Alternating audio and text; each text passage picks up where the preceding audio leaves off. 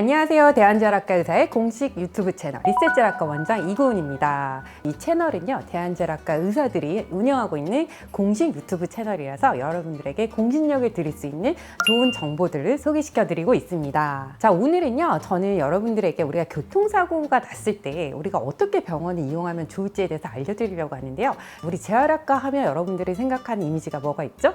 바로 물리치료입니다. 사고가 나고 나면 뭔가 아프기도 하고 물리치료를 받아야 될 것 같은데 그냥 병원에 문 열고 들어가면 되나 궁금하신 점들이 많을 텐데요. 여러분들의 소중한 시간과 아픈 몸을 잘 케어할 수 있도록 저희 채널에서 좋은 정보들만 쏙쏙 뽑아서 알려드리도록 하겠습니다. 자, 첫 번째로요. 여러분들이 사고가 났을 때 병원에 가실 때 꼭 챙겨야 하는 게 있는데요. 사고가 나면 여러분들이 어디에 전화를 하시죠? 보험회사에 전화를 합니다. 그러면 보험사 사람들이 나와서 사고를 처리하고 여러분들에게 문자가 전송이 되는데요. 사고 접수 번호와 그리고 담당자 번호가 있습니다. 그래서 병원에 오시기 전에는 사고 접수 번호와 담당자 연락처를 꼭 챙겨서 오셔야 되는데요. 그 전에 여러분들이 또 챙겨야 될 게 하나가 있습니다. 이건 뭐냐면요. 우리가 사고가 났을 때 보험에서 커버하는 영역이 두 가지가 있습니다. 대인과 대물이 있는데요.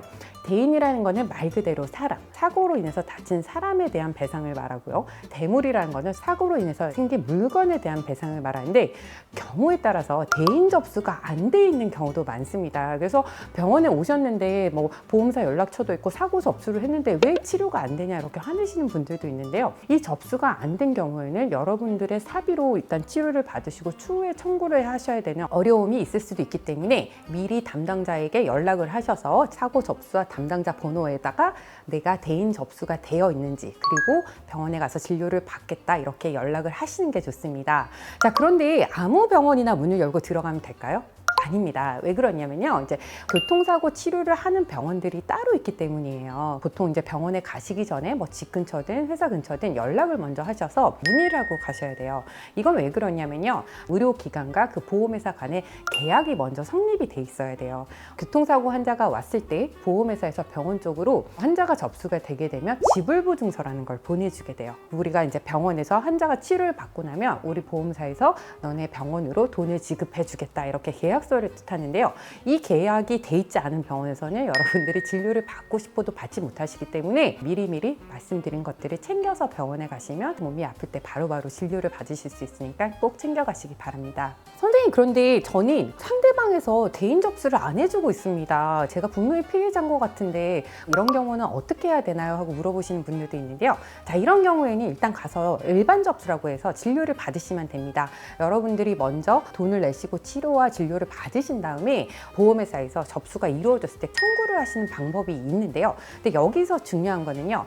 건강보험 접수가 안 된다는 거 여러분들이 아셔야 됩니다. 건강보험이라는 거는 여러분들의 질병에 대해서 나라에서 이렇게 커버를 해주는 영역이지 사고나 상해에 대한 컨디션에 대해서 커버를 해주지는 않습니다. 그런데 만약에 여러분들이 이걸 속이고 병원에 가셔서 교통사고인데 말을 안 하시고 진료를 받잖아요. 그 추후에 이제 랜덤으로 심사가 이루어지는 경우가 있는데 여기서 여러분들이 만약에 걸리게 되면 건강보험공단에서 여러분들에게 그 진료비에 대해서 부상권이라는 것이 청구가 돼서 까다로운 일이 생길 수 있기 때문에 사고로 인한, 특히 자동차 사고로 인한 것은 건강보험이 커버되지 않는 영역에서 진료가 이루어진다는 걸 알고 계시면 좋겠습니다. 자, 그리고 많은 분들이 선생님 사고 이후에 병원은 언제까지 가야 되나요? 물어보시는데요. 기한이 정해진 건 없습니다. 하지만 빨리 가시는 게 좋겠죠. 보통은 첫날은 너무 놀랍고 경황이 없어서 별로 아프지 않은데 자고 일어났더니 너무 뻐근하다, 허리가 아프다, 목이 아프다 많이 말씀하시는데요. 원래 목 디스크, 허리 디스크가 있으셨던 분들은 사실은 충격이 가해지고 나면 아팠던 부위가 사실은 더 아프게 됩니다. 우리 몸은요, 이렇게 충격이 전해지게 되면 정상 조직이 배열을 벗어나게 돼요.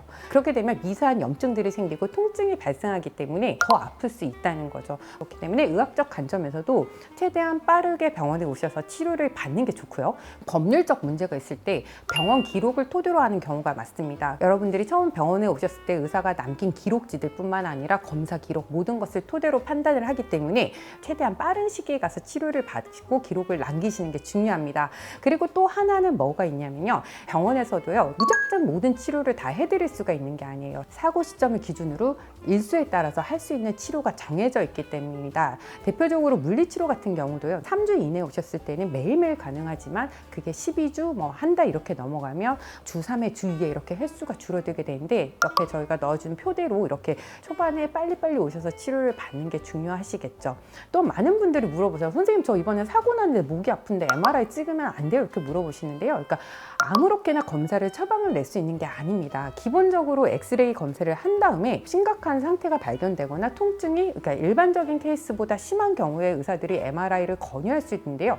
이것도 뭐 바로바로 하는 것보다는 치료를 하면서 한 2주 정도 가량 치료를 하는데 이 환자가 나아지지 않거나 증상이 더 악화된다 그러면 MRI를 찍거나 주사를 하거나 치료를 하셔야지 그 다음 단계 또 이렇게 처치들을 받으실 수 있기 때문에 사고가 났을 때는 가능한 빠른 시일 내에 병원에 오시는 게 좋습니다. 네, 그러면 좀 궁금한 게 있어요. 그러니까 사고가 났을 때 정형외과에 가야 될까 아니면 재활학과, 신경외과 병원들이 굉장히 많은데 어디를 가는 게 좋을까요? 하고 여쭤보시는데요. 사실은 어디를 가셔도 괜찮습니다. 하지만 병원을 여러 군데를 가시게 되면요. 여러분들이 추후에 어떤 법적 문제가 있거나 보험사에 분쟁이 있을 때 진단서를 다 모아서 제출하셔야 되는데 의료기관마다의 진단 기준이나 진단명이 다른 경우에도 좀 분쟁이 될 우려가 있고요. 그리고 옮기신다 해도 의료기관 내에 소통이 잘 되면 상관이 없습니다. 여러분들이 만약에 집 근처 병원에서 치료를 계속 받으시다가 직장 근처 병원으로 가고 싶다 그러시면 동시에 가셔도 돼요. 같은 날 가시는 거는 안 되지만요. 월수금은 여기 갔다 화목은 여기 갔다 이런 것도 가능하신데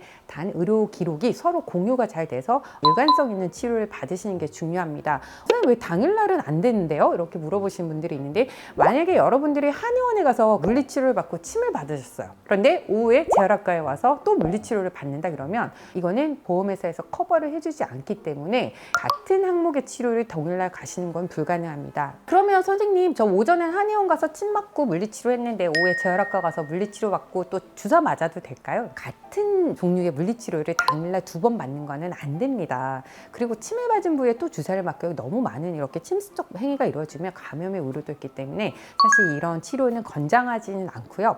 근데 만약에 여러분들이 교통사고로 인해서 뇌진탕 증상이 있어서 기억이 가물가물하거나 너무 놀라서 불안 증상이 있다. 그러면 이렇게 증상이 다른 과목들, 그러니까 뭐 신경과나 신경정신과를 가는 것과 정형외과나 재활을 가는 거니 뭐 근교교과와 신경계와 다른 문제이기 때문에 같은 날 같이 진료를 받으셔도 상관이 없습니다. 선생님 저는 검사 없이 물리치료만 받고 싶은데 그러면 안 되나요? 방사능이 노출되고 이런 게 너무 싫어. 이렇게 말씀하시는 분들도 많은데요. 사실 저희는 해드릴 수가 있습니다. 하지만 저희가 물리치료를 할 때 어떤 장비가 몸 안에 삽입돼 있거나 시술을 받으셨던 분들 중에서 하면 안 되는 기구들이 있어요. 그렇기 때문에 환자의 정확한 상태를 알고 물리치료도 하는 것이 중요하고 금기가 되는 건 피해야 되기 때문에 무작정 물리치료는 아무나 받을 수 있다고 생각하시면 안 되고 그래서 초기에는 한 번은 정확한 진단을 통해서 내가 물리치료를 받아도 안전한 상태인지 괜찮은 상태인지를 보시는 게 중요하고요. 추나치료, 도수치료 이런 거 받으면 안 되나요? 물어보시는 분들이 있는데요. 급성으로 사고가 나고 나서 관절이 불안정한 상태에 가는 경우들이 있습니다. 뭐 인대가 늘어나거나 충격으로 인해서 조직이 좀 불안정한 상태에 있는 경우에는 추나가 됐든 도수가 됐든 그 조직에 힘을 가해서 비틀거나 누르거나 하는 거에 위험한 상황들이 있기 때문에 나는 이런 치료를 받아도 안전한가를 따지신 다음에 이런 치료를 받는 것이 좋습니다. 자, 그러면 치료는 언제까지 받을 수 있나요? 하고 많이들 물어보시는데요. 물론 우리 치료는요. 제가 증상이 좋아질 때까지 충분하게 받으시는 게 좋고 후유증이 남지 않기 위해서 잘 케어를 하는 게 중요하겠죠.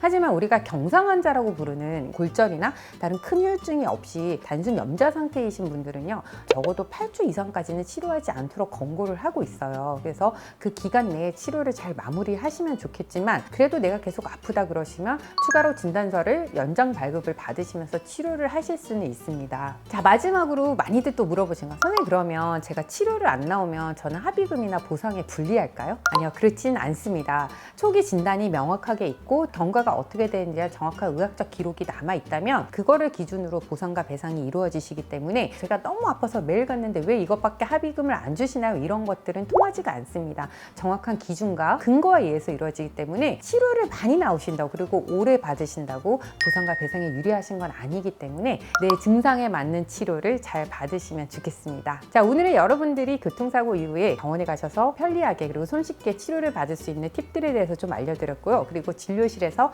많이들 물어보시는 질문 부분에 대해서 알려드렸습니다. 자, 여러분이 영상이 도움이 되셨다면요, 주변 지인들에게 많은 공유 부탁드리고 저희 제한제락과 의사회 공식 유튜브 채널에 구독과 알람 꼭 부탁드립니다.